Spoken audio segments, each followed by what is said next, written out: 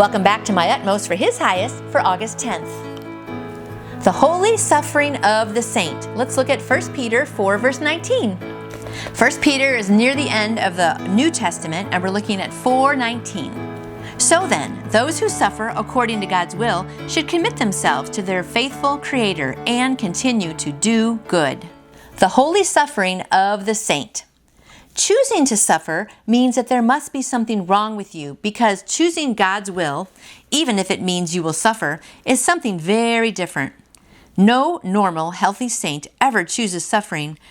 He simply chooses God's will, just as Jesus did, whether it means suffering or not. And no saint should ever dare to interfere with the lesson of suffering being taught in another saint's life.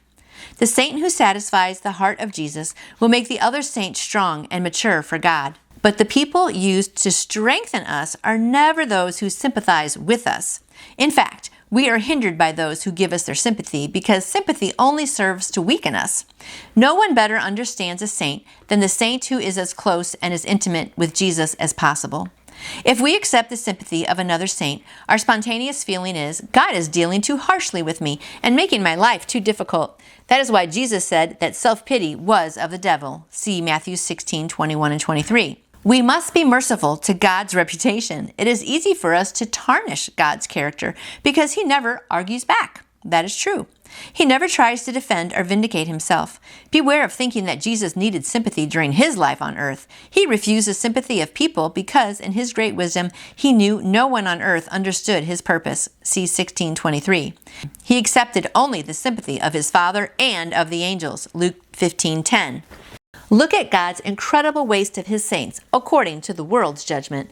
God seems to plant His saints in the most useless places. And then we say, God intends for me to be here because I'm so useful to Him. Yet Jesus never measured His life by how or where He was of the greatest use. God places His saints where they will bring the most glory to Him.